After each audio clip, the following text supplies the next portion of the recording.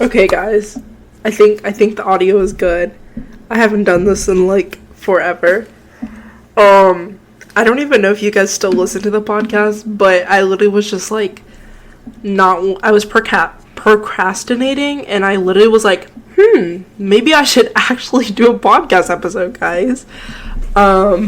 So yeah, I don't even remember the last time I posted one. Let's actually look. Okay, the last time I posted one was February 10th. It's currently July 18th. So, I'm gonna try to record again and maybe get people on the podcast again. I don't even know if you guys actually like to listen to these, but I feel like there's a lot to catch up on since February. So, this won't be long. I think I'm gonna try to cap it at like 30 minutes because I do have stuff to do, but like I feel like there's a lot to catch up on. With just life and just everything. So, yeah. Yeah. So if you haven't already, make sure you follow my Instagram. I'll probably post actually this time. Yeah. So, there's a lot to talk about. I think the first thing I want to talk about is the election, especially because of everything that's gone on. So, if you guys don't know, it's 2024, so it is election year.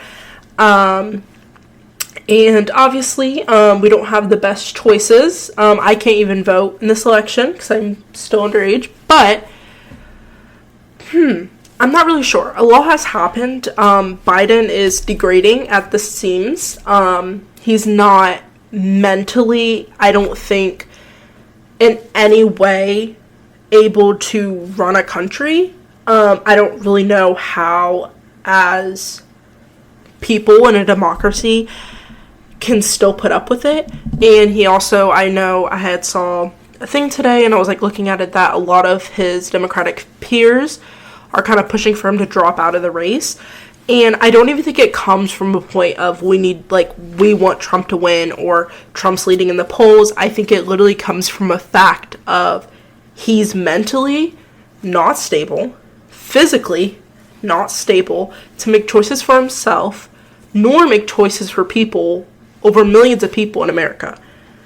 So it doesn't even come from, the age should be like there should be an age cap. Like, yeah, that's an option, but in his life it's just not. And then it's also not good for us to have this, balance either way of our president might die. And yeah, there's the vice president, Kamala, to back it up, but it's also not good for us to not have stability. And I think that obviously I don't really like Trump. I don't really lead to the conservative side, but in the stance of just stability, I think that Trump would be a better option. But obviously what Trump has planned for his second term, if he does win, it's not the best, which is Project 2025, and that's just a whole different thing that I feel is just not right, and that's just a whole other thing to go into. Speaking of Trump got shot. That I think I was kind of reading into it because I was like, who would he get shot, like logistically, and like just using common sense of America and other presidents that have gotten shot in the past. If you're gonna try to like assassinate a president, you're gonna either hire a hitman, you're gonna pay money, you're gonna set it up. Like, it's not gonna be like the president is 99% going to end up in the hospital or die. So when I first heard about the assassination, it was kind of like, okay, he didn't die, he got shot in the air. So now I'm like, is this a political facade? Like, what's going on? And kind of reading into it and realizing and learning that I think he was like 24, he was like a young adult, I know, and he had shot him, and then the whatchamacall, not social security, I don't know what it's called, I lost my brain, but they shot him and he died. But my thing is, like, I don't really know why he shot them. They're still kind of concerned about that, but I think a lot of I don't know what his intentions were, but the shooting itself, because Trump didn't die, but a girl did die, which is very sad that she had to take a bullet and yeah. But I think that just puts him up in the polls, especially with Biden beginning to drop. And I think there are other candidates that, yeah, they may be better, or maybe they align with their values more, but if Biden and Trump were to be in the race, and the third party, I think, it's like R.F. Kennedy or something like that, I don't exactly know, but if you were to vote for him, it's kind of like it's a vote for Trump, because you're kind of taking away the votes for Biden. But I think just America itself is just very complicated, and I think a lot of the issues with just the American political system and just the way that Americans really take politics is a lot of them don't really realize. Like, I think they kind of forget that we have three branches. Like, yeah, the president does have a lot of say and can veto and, you know, send us to war and has a lot of control of the military, but the president isn't, personally to me, doesn't, I mean, obviously with Project 2025, that's a whole other thing, but usually just don't make the decisions that affect my life as much. Obviously they affect a lot of others' lives, but I think a lot of people forget that, you know, Congress and the Supreme Court can affect your life in a very big way, like just like Roe v. Wade. I've brought that up before. So I think the fact that people forget that, and I really just, for me, it's just like, it's kind of like painful for me to like see, and like talking to older people or younger people sometimes that are voting but don't know what they're voting for or who they're voting for or actually what's going on. And that's not, you know, some of that just comes from lack of, you know, being educated. Some of it, I think a lot of people just kind of vote. I mean, everybody should vote, but I think that before you vote, you would at least educate yourself, you know, 10, 15 minutes, just actually understanding who you're voting for, what you're voting for, and not because they're Republican or they're Democrat. And then I also think a lot of what's wrong with just our generation, just like the younger generation, and just is just having this stigmatism of you have to be Democrat or Republican. But in reality, it's a sliding scale. Like, you can, you know, claim yourself as a Democrat, more liberal, but still believe some of the ideals within a conservative person or conservative ideals. And I think a lot of things too is just everybody is like, well, if you're a person of color, you can't be Republican. And I don't think that's fair, because like I said, it's a sliding scale. You can also be like, yeah, you know, I mainly have the ideas and I mainly, you know, agree with the ideas of a Republican or the right side, but I still do agree with this, blank, and this. And I think that for me just kind of annoys me, because it's like, it's not fair that we should label stuff. And I also think people, like, for example, when COVID happened, it was like, if you didn't wear a mask, you're conservative, you're Republican. But if you did wear a mask, and obviously, yes, I get where those ideals are coming from, but I also just don't think it's fair. And I think it's just, but I also think it's America. That's just how things go. The American government system is just very, yeah, it's hard. But aside from that, I don't know what else I wanted to bring up. But yeah, that just really annoys me. Yeah. So next thing I wanted to talk about was college, because I'm a senior. And so, oh my god, I have cats running in the back. So I'm a senior, and I just kind of want to talk about that. And I think it is really scary.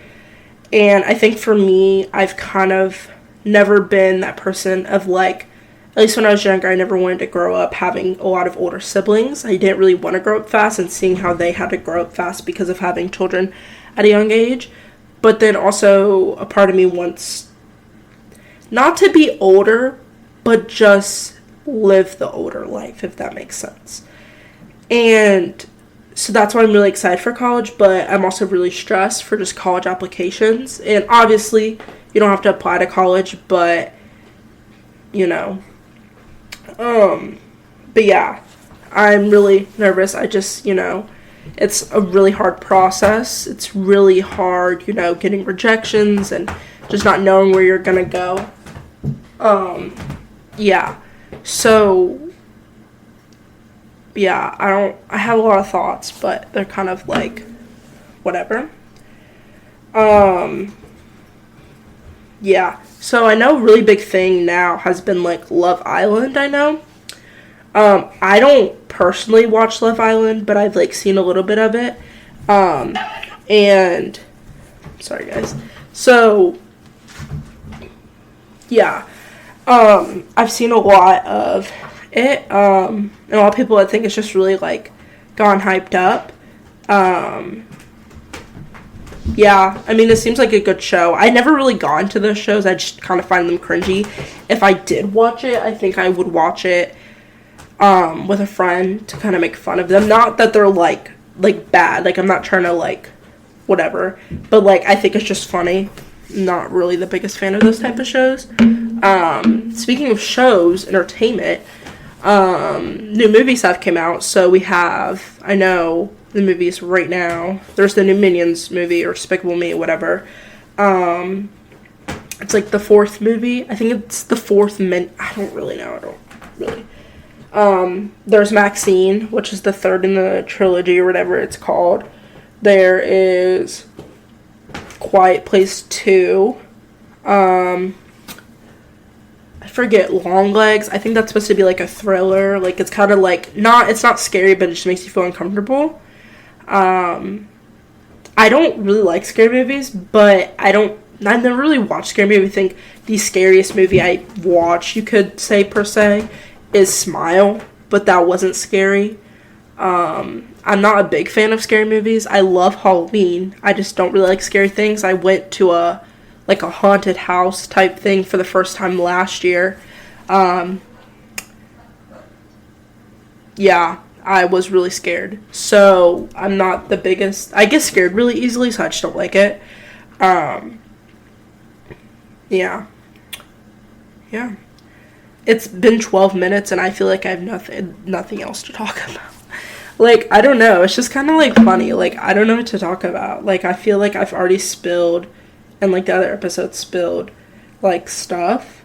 Oh, yes, I can talk about, okay, so I went to my first concert. Not that you guys care at all, but I went to my first concert in February. I went to Girl in Red. Really good price. I went to Pennsylvania. I went to, Philadelphia for it. And I think I bought 2 tickets, one for me and one for my mom. And they were $80 a piece for general pit. So when you get there, first come, first serve. I was really close. I got to touch her. Like, it was really cool. It was a really great experience. I think it was a great first concert. I was able to get merch, and it wasn't that expensive. I think I bought a tote bag for $25 and then a shirt for $35, I think. But her merch was really expensive. I love her new album. I've always loved her. And I think it was such a great first experience as a concert. And then in September, I'm going to go see Cigarettes After Sex. And I think that's going to be a really great other concert. I think it won't be as, like, hype, as you could say. But I love that type of music. And I think it'll just kind of be a chill concert, chill little time, a few days. And it's also in Philadelphia. So, yeah. Yeah. Yeah, I don't know. I'm trying to think of what else I can update my life with. I'm just gonna go philosophical on you guys. But, yeah, I mean, it's summertime. I feel like a lot, like the school year, junior year was just a lot, probably one of the worst years of my life. And I don't even think it was the junior year itself, like not the school aspect. It was just the mix of that already being really hard and just a lot going on. But then also just other stuff, like personal stuff going on that just like made it worse. And just like a lot to go through. So, yeah. But I think that also came from the fact of like, I don't really know why or how this happened. I don't really know if it came from junior year, but like sophomore year, like I didn't really have a group of people. Like I just kind of had me and my best friend. So I was really just used to us two, and obviously had people I talked to in out of school, like, but it was never really anything crazy. And then, for the last 3 years until probably midway of senior or junior year, I was that person that kind of valued being alone, like having that independence, having that peace, doing your homework by yourself. But now as I don't know if it's because I've gotten older, I don't know if it's just like the environment, but halfway through junior year, I don't know if it was because I started hanging out with more people and having more close relationships and friendships with people, that I kind of became not dependent, but for me, it was like, it's been kind of hard for me to find happiness and joy without being with other people. And when I mean other people, I mean my friends. Just having to have that constant, like, I need to be hanging with someone. It doesn't matter if we're just sitting there. Like, it doesn't matter if we're doing anything. And I don't really know where that comes from, because I never, ever used to be that type of person. But I think it's hard for me, and like this summer I've been trying to kind of find that inner peace again, and finding that happiness that I can create for myself, because I think a lot of what I did was I allowed my friends to create happiness for me, and not being able to do it by myself, which obviously it's great for your friends to create happiness for you, but it becomes hard. It becomes a hard challenge to be by yourself, especially for long periods of time, especially if you're by yourself, but you're not by yourself, you're around people that just negative energy, just aren't, best for you to be around.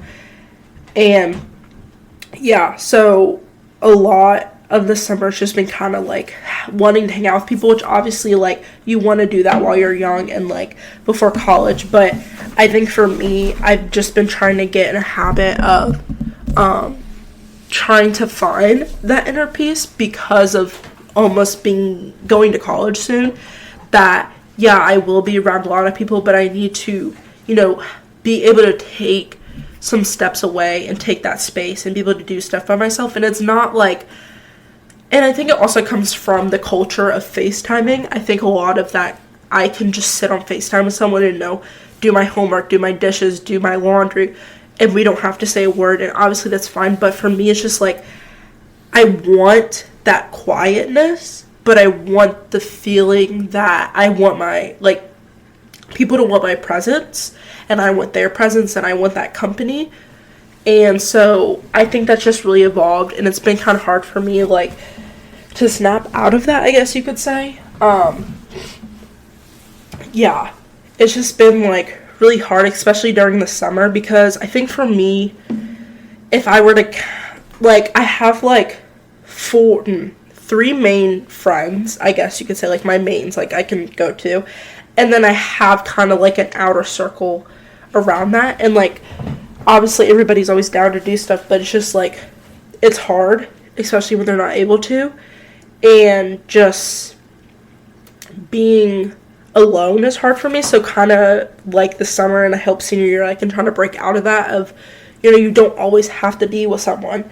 You don't always have to bring someone along to do your homework. You don't always have to bring someone along to do that, which obviously it's nice to do, but it's like, if I can't feel happy and I can't feel joy and I can't feel myself without the presence of other people, then like that's just not healthy. So I really want to work on that. Like, it's, the end of summer. And I also think a lot of that is going to, I hope, get better with, having to do stuff without having someone always beside you, like, taking classes with, you won't know anyone. So not being able to always, if I don't know the answer, like, maybe I should struggle a little bit, or maybe I should wait till ask for help. So, yeah, and that's just something I really hope it gets better before college, because I feel like if not, it'll be really miserable for me, especially if I find it hard to make friends in college. So, yeah. But, yeah. I'm at 19 minutes. I feel like I've been talking forever. Oh my gosh, I know what else I can talk about. I can talk about debate. So, since it's been so long, I think this happened, when did this happen? March or April? Yeah, it happened like April. So, I don't know if anybody knows what debate, well, you know what debate is, but, so, I had taken debate class my freshman and sophomore year of high school, and I competed, so, I don't think I competed, maybe like one in freshman year, but I really primarily competed in sophomore year, And I found I'm really philosophical. I feel like I've talked about that. So I really found interest in LD, which is Lincoln Douglas. So it's more about values and ethics and morals and yada, yada, yada. So I would compete in that.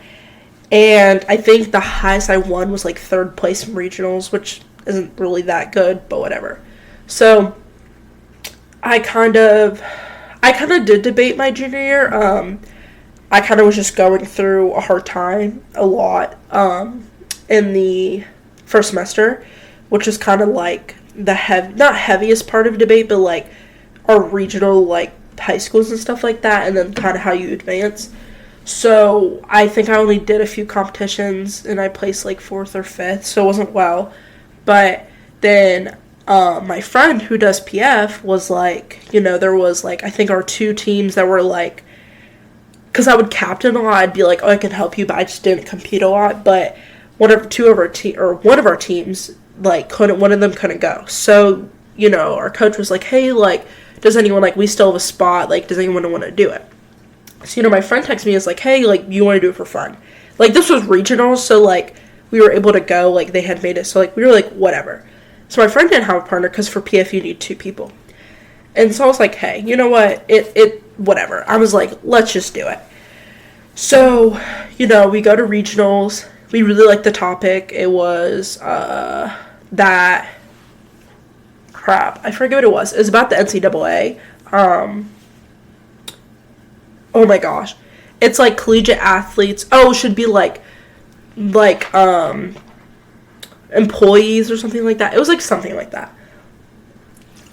And so regionals was really fun. It was really tough for me because PF is a lot different, and writing cases was hard. Like, I could find the info, but I just not good at writing cases because I'm so used to LD and the format, and PF is 2 people, and like it was just hard. So the first few rounds, like, it was really hard. We didn't practice at all. Like, we didn't practice our rounds. So, but it was nice. At the end, we ended up winning regionals, so we went on super regionals. Super regionals, we got 2nd. So we were like, okay, we made it to states. This is kind of funny. And like, I'm not even trying to be like that person, but like, we genuinely like went into this for fun. I don't do PF, I do LD. And like, genuinely, I feel like the competition wasn't that hard. There was like one group of dudes that were really hard, and we went to states. We did not prepare. It was like really bad time because it was like AP finals, a lot of stuff. So it was just like, it's junior year, like it was reaching the end. Like, we both didn't have a lot of time. So, we scrounged up a little bit. We told ourselves we're going to spend a whole entire month before states. Like, we had a good bit. We did not. We won states. Kind of crazy. Still, when they announced who was 2nd and 3rd, we were like, they were way better than us. We were like, they definitely won, and we were like, no, like, I was like, I just didn't feel like we did that bad to get like 4th or 5th, and then they announced that we won, and I was like, oh. So I thought PF was really fun. I think it's definitely a very different experience. I don't think I'd do it again. I think I would love to coach through it, but I just feel like I don't want to be that person like, oh, LD's harder, but like, I don't know if it was just the competition that year or what, but it just wasn't that hard. And I think it also, a reason because of that is because I had a partner, so it's kind of like if you fall, like, you can help each other, but with LD, and I also think for LD, it's kind of, there's a lot more that goes into it, a lot more you have to think about, a lot more loopholes you can like go through. So, but I don't know, we'll see my senior year, but that was really fun. Junior year itself was really fun. I think the first semester of junior year was probably one of the best times of my life. Just the group of people, just the classes, just like everything. Second semester obviously wasn't terrible. I did like junior year. I think it really built me as a person, and I think I've met a lot of really great people in junior year, and gotten close to. But yeah. But yeah, I don't really know. It's like already July 18th. I feel like I've done nothing this summer. And it's like awful because like I feel like I should be doing stuff. Especially with college coming up. Like, I'm seeing so many like other like rising seniors being like, yeah, I'm doing this, doing that. And I'm like, literally not doing anything. But I think for me, it's also kind of surreal that, wow, like, I'm graduating next year. Like, I'm applying to colleges this year. And I think for me, it's also surreal because, like, for the past 3 years, I have watched, my role models and my close friends graduate and do the same thing as me. And I think it's just kind of funny. And it's kind of like at a point where, like, wow, I'm gonna be in college next year. And like I said, I think it's scary, but for me, it's kind of like a breath of fresh air, hopefully. But I think also just in the world, just hoping that I'll be able to be in a career that I enjoy going to work most of the days, able to enjoy my life, but also make a living, because I think it's so hard nowadays to make a living in something that you enjoy. And obviously, sometimes you just have to do what you have to do to pay the bills. But I'm really hoping that with the way that I choose to live my life, that I'm able to live the life the way I want, but then also be able to enjoy what I do and make good money. But it's a good bit away. Probably be in debt from college. But, I think just the future itself is just really big question mark, especially just in the world in America. Like, I feel like so much is going on that I can't even grasp, like, anything. And I feel like there's so much going on politically, environmentally, globally. Like, it's just so hard to solve. Like, if you want to, solve those things, like, you want to be that person that makes the change, but it's so hard because there's so much going on. And nowadays it's hard to get your voice heard. And for me, it's like, almost like a step in the past. Almost like we're kind of going backwards, which is obviously miserable, and you don't want that to happen, but it might. And I think it's hard and I think a lot of it is hard because I feel like the generation of, like, Gen Z is very activist, but then it also comes to a point of, I think a lot of what we value is very different to people that are older, which is good and bad. I think a lot of Gen Z values, going into, like, soft majors and wanting to do something they enjoy, going to the arts, going to dance. And I think, especially with technology, it's made it a lot, like, easier for people to become famous and get money quickly. But it also is sad to see that, people are making more making more on TikTok than some of the doctors do, which obviously I understand that a lot of our generation is pushing for that to happen. So pushing to make it happen, like that, like, we're kind of making it happen, even though we're not trying to, for the most part. But I think that's one issue, is, like, we are very activist and we have our ideas, but I also think a lot of the issues is, for me, is, like, going to college and, like, you want to major in art, you want to major in dance because it's something you enjoy and you wish you could make money for, but it's just so hard to. And at the end of the day, you have to do something that's gonna put food on the table and put a roof over your head when you're not living with your parents. And I think that a lot of Gen Z generation is very, it's either like, I'm going to go into poli-sci, or I'm going to go into arts. And it's like, yeah, you can make money from both, but it's such a very slim chance that's going to happen.